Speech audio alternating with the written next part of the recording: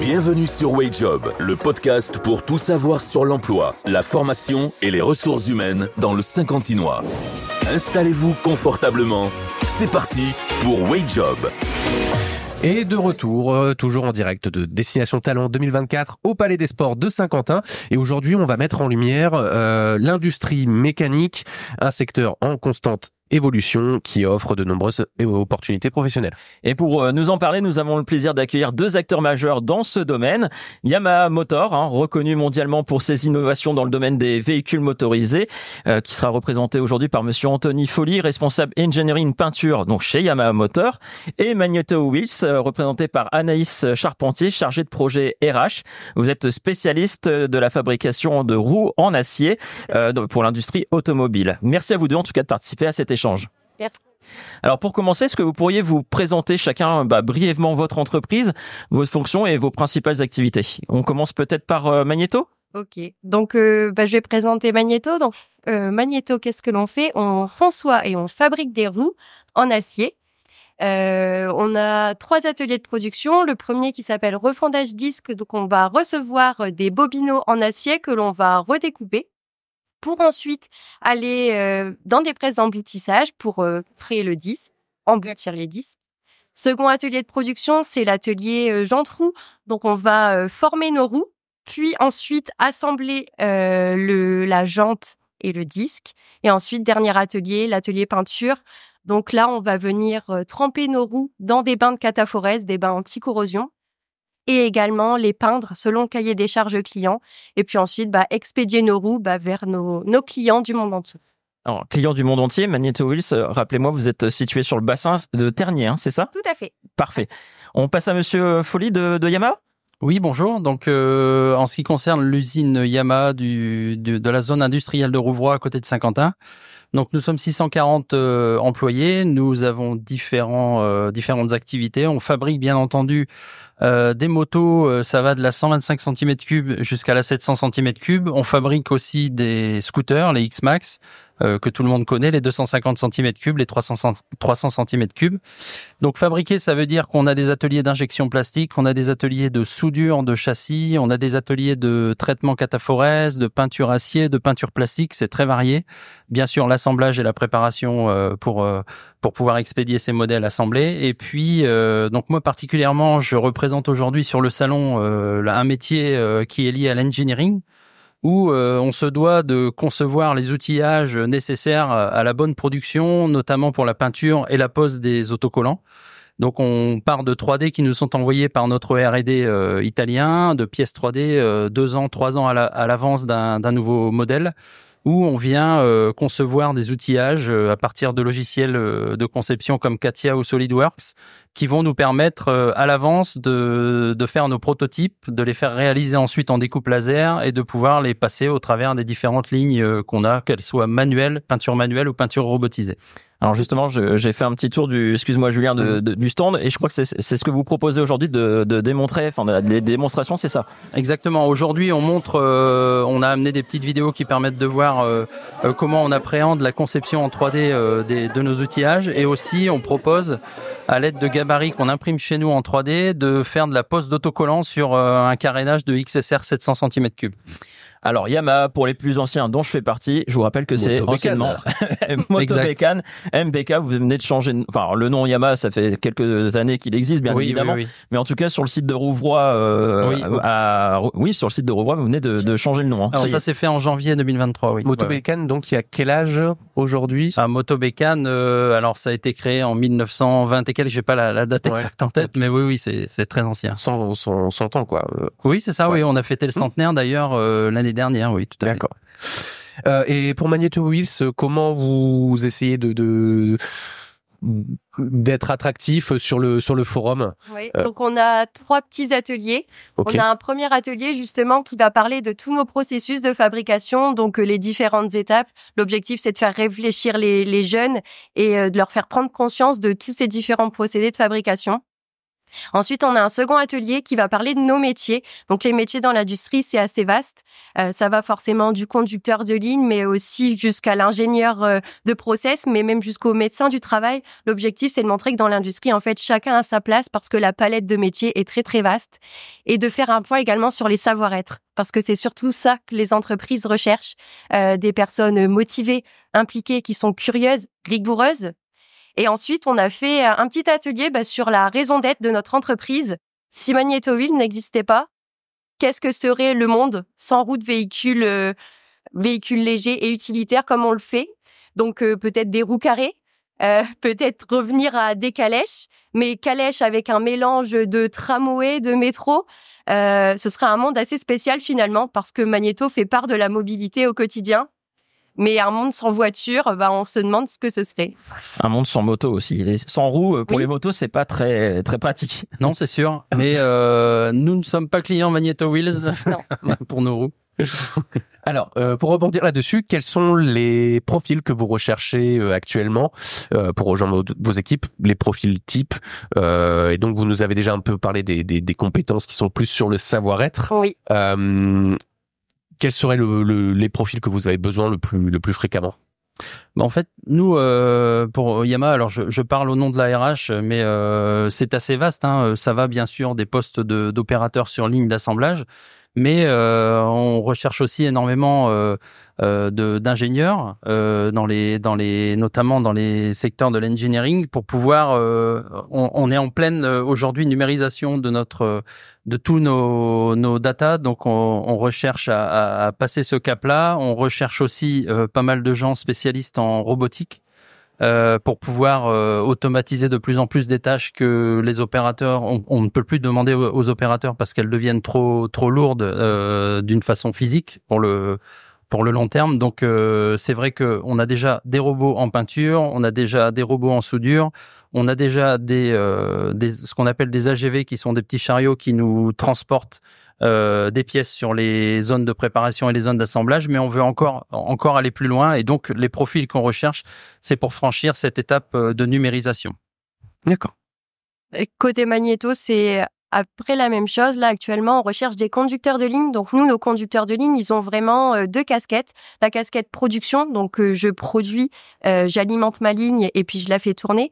Mais également la partie maintenance, le fait de ne pas être un presse-bouton, si je peux appeler certains profils de cette manière, mais vraiment d'avoir le côté diagnostic de panne et puis solutionner la panne. Donc vraiment d'être autonome sur sa ligne. Je produis, mais également je sais solutionner les problématiques techniques. Après, on recherche aussi des profils liés au bureau d'études, donc plus chargé de projet produit. L'objectif, c'est de pouvoir faire un lien entre le client et puis le bureau d'études, pouvoir apporter une solution technique pour les outillages, parce que pour créer une roue, forcément, il faut un outillage adapté. Et puis, on recherche aussi des profils maintenance. Donc là, actuellement, c'est plus orienté mécanique, mais tout comme Yamaha, on a besoin de profils mécaniques, automaticiens, électriciens, pneumatiques, hydrauliques, pour pouvoir faire tourner nos machines. Alors quand on vous écoute tous les deux, et c'est un peu l'objectif de Destination Talent, c'est un petit peu casser l'image de l'industrie d'hier. Parce que ces jeunes ont encore une représentation, l'industrie c'est sale, l'industrie c'est difficile. Mais quand on vous écoute, on voit que les nouvelles technologies sont arrivées chez vous et qu'on recherche des profils vraiment très variés, pas forcément des profils manuels. Oui. Oui. Tout à fait. En fait, le virage, c'est maintenant avec l'intelligence artificielle qui arrive en force. Il faut que l'on se mette vraiment à utiliser ces outils pour aller plus avant et plus loin dans l'automatisation des tâches et supprimer les tâches qui sont difficiles physiquement. Ouais. C'est exactement la même chose chez Magneto. Comme je disais, on n'a pas de profil chez nous presse-bouton. L'objectif, c'est vraiment que chacun soit acteur et moteur sur son poste. Et l'intelligence artificielle est aussi rentrée dans nos pratiques, que ce soit sur la partie support, mais également au sein des ateliers. Alors justement, vous avez quasiment anticipé ma prochaine question parce que je me demandais comment vous intégriez les nouvelles technologies dans vos entreprises. Nous, nouvelle technologie, la palettisation, dépalettisation se fait via des robots. Il n'y a pas d'opération à la main. Les soudures se font aussi via des robots. La peinture se fait aussi via une partie robotique. Et sur la partie intelligence artificielle, nous, on s'en sert sur les fonctions support. Donc, je pars sur ma partie, mais niveau RH, on s'en sert régulièrement, même quotidiennement. Et l'objectif, c'est aussi, on a un grand projet, c'est la digitalisation de la formation et de l'information, donc au sein des ateliers. D'accord. J'ai une petite question collégiale. Oui.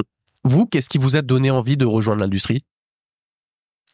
Alors pour ma part, l'industrie, c'est en fait une opportunité notamment l'engineering, c'est une opportunité de créer. Ce qui est important, moi, dans mon métier aujourd'hui, c'est de la création, et donc de partir de rien, d'avoir un objectif, de se servir des bons outils, des outils informatiques maintenant et demain certainement l'intelligence artificielle pour concevoir des outils qui soient simple et qui soit facile à utiliser en production, parce que notre travail c'est d'industrialiser certes des modèles, des nouveaux modèles de moto tous les ans, mais il faut que ce soit dans les meilleures conditions possibles pour les opérateurs.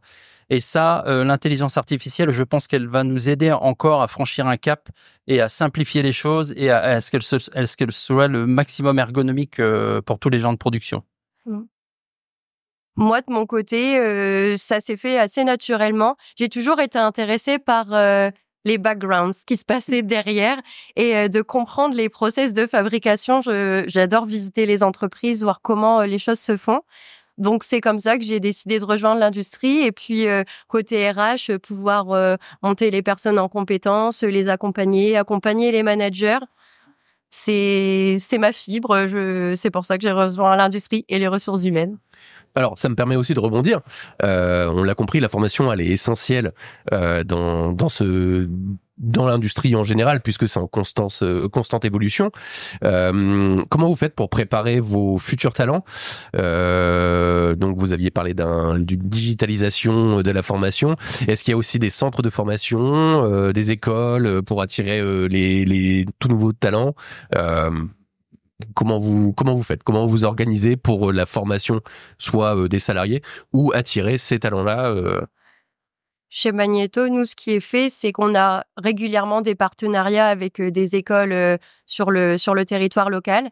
Et on a aussi une école de formation interne, donc des salariés formateurs en interne sur certaines thématiques. Donc, chacun a sa spécificité.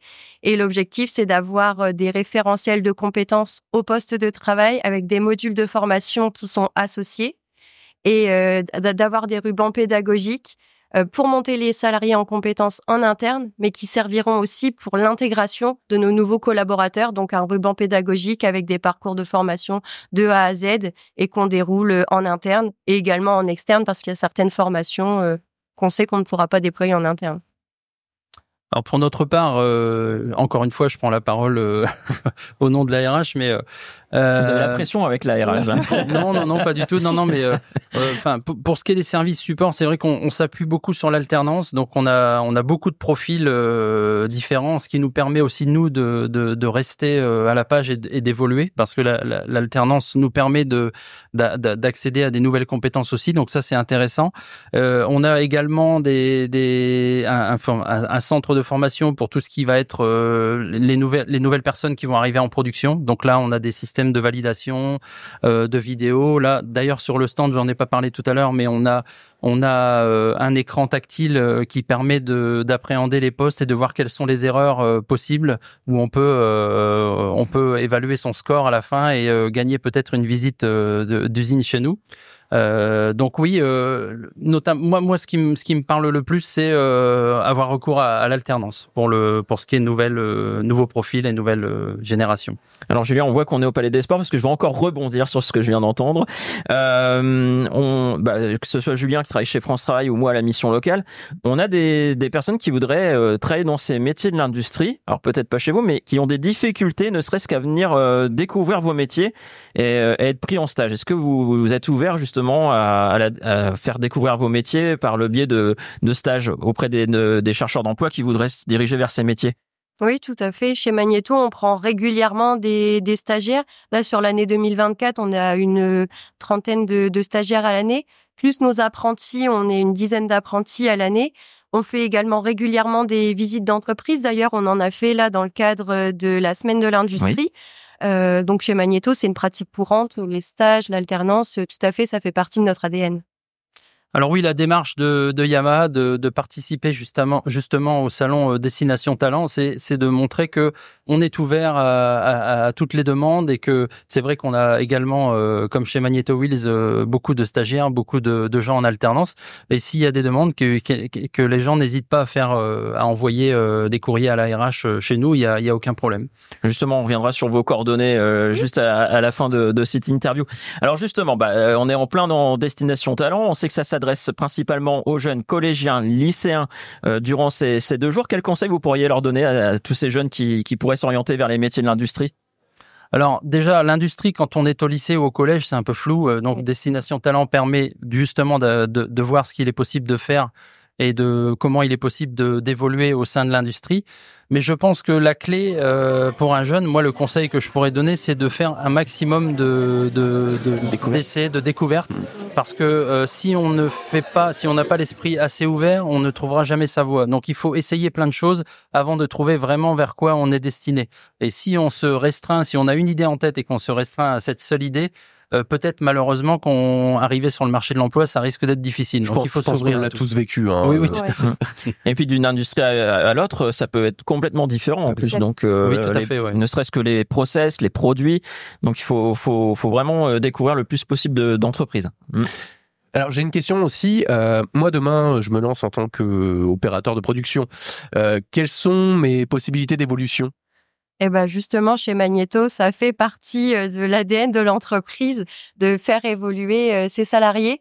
On a de nombreux exemples et le plus bel exemple que je pourrais citer, c'est notre directeur d'usine qui est arrivé chez Magnéto en tant qu'intérimaire opérateur et qui ensuite est devenu conducteur de ligne, a évolué vers des postes de maintenance, de technique, a évolué au travers de la division et qui maintenant est directeur général. Donc, je ne peux pas assurer à chacun de devenir directeur général, mais effectivement d'évoluer vers des postes davantage techniques, méthodes, c'est tout à fait possible. Ou même des postes de manager. D'accord. Chez Yamaha, pour ce qui est de Yamaha, moi je pense que le mot-clé c'est la motivation. Donc quelqu'un qui est motivé va très vite sortir du lot et bien entendu que les évolutions sont possibles, mais ça ressortira à un moment donné avec les évaluations qu'on fait tous les ans de chacun. Hein. Chacun on a un EAP tous les ans, donc forcément que les profils qui sont intéressants, qui sont très motivés vont pouvoir évoluer. Oui. Juste avant de conclure cet échange, on entend souvent, Julien et moi aussi, lors de nos entretiens, que l'industrie c'est mal payé. C'est vrai ça ou pas ? Alors non, c'est pas du tout l'image que nous on essaie. Enfin, encore une fois, je m'appuie sur mes connaissances, mais non, nous on n'est pas réputé pour être une industrie qui est sous-rémunérée, non, pas du tout. De même, chez Magnéto, on fait régulièrement des audits par rapport à la région, par rapport aux autres entreprises, et on se situe dans la moyenne haute du bassin. Donc non, j'estime que l'industrie ne rémunère pas mal, au contraire.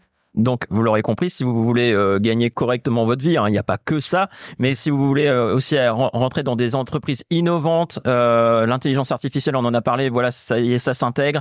Donc, il y a tout profil sont recherchés dans l'industrie, pas uniquement des personnes qui, comme vous le disiez, qui pressent un bouton, pas du tout. C'est hyper diversifié et très intéressant.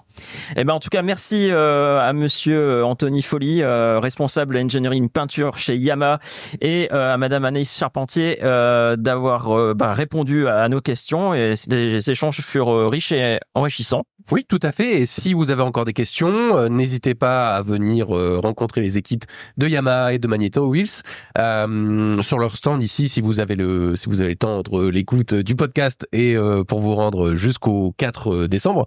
Du coup, ils seront ravis de vous présenter leur activité par le biais de quelques activités ludiques. Et pour toutes les personnes justement qui pourraient pas se rendre sur place aujourd'hui et demain, comment on peut faire pour vous contacter justement si des personnes sont intéressées pour découvrir vos métiers, un site internet, une adresse mail? Alors Moi, j'ai pas l'adresse mail en tête, mais c'est Madame Aurélie Levert qui est responsable RH ici sur le salon qui pourra recueillir ces demandes. Bon, normalement, ce sera affiché juste en dessous. Oui, je pense. Oui. Et pour Magnéto, vous pouvez nous contacter sur LinkedIn, donc mon LinkedIn personnel, le LinkedIn de l'entreprise. Vous pouvez également appeler le standard de l'entreprise et puis on vous communiquera notre adresse mail de recrutement. Merci à vous deux en tout cas. Restez à l'écoute de WageJob pour découvrir d'autres entreprises qui recrutent sur le territoire, dans notre région. Et à très bientôt pour de nouvelles rencontres professionnelles. Merci. À bientôt sur WageJob, le podcast pour tout savoir sur l'emploi, la formation et les ressources humaines dans le Saint-Quentinois. Une émission propulsée par Itinéraire Emploi et la mission locale du Saint-Quentinois.